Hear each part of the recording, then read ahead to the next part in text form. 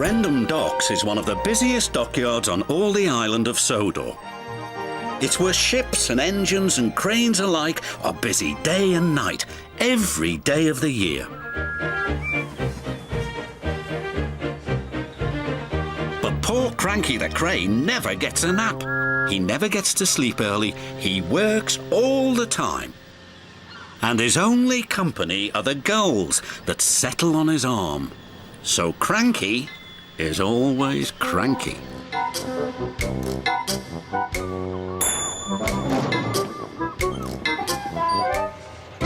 "Ahoy there, Cranky!" cried Salty.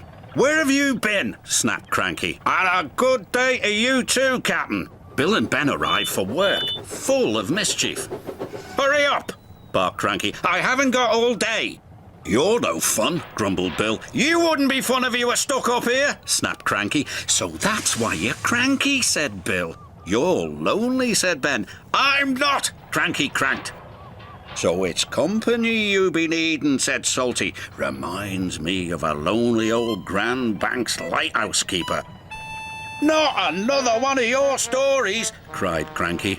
"Oh, please, Salty," they chimed. "We haven't heard it."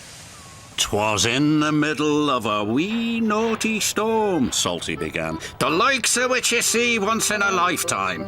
This made Cranky very cranky, so cranky that he swung his arm around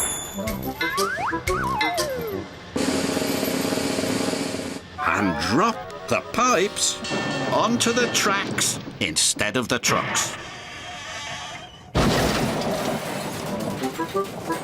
"Whoops," said Cranky meekly. "You've blown the main now, matey," said Salty. The engines were trapped. "You're going to get into trouble," sang Bill and Ben. The Fat Controller was in his office being measured for a new waistcoat. When he heard the news, he left immediately for the docks. The Fat Controller knew that any delay at the docks could cause confusion. "You have made a terrible mess, Cranky," he said sternly. "I'm sorry, sir," Cranky whispered. "You engines will have to stay here tonight until Harvey clears up this mess in the morning." Cranky's heart sank as Salty uttered those fateful words. "That reminds me of a story. It was a bitter cold winter. The brave little ship was stuck until the ice melted the next spring. He barely made it round the Cape. After 100 scary days at sea without a scratch, he sailed into port and crashed his bow, not 15 feet from my buffers.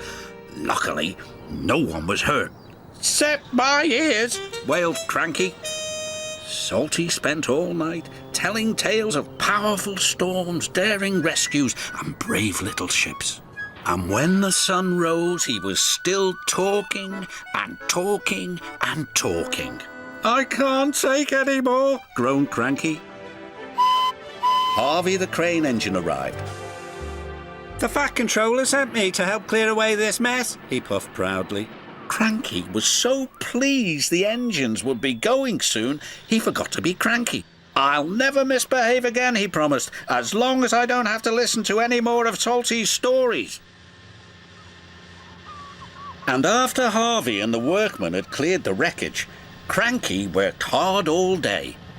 He carefully loaded the trucks, helped speed the engines on their way, and he said please and thank you. "This is new," puffed Thomas, but he had spoken too soon. Cranky couldn't help himself. "It was nice while it lasted," said Percy, and all the engines laughed. But Cranky was still cranky.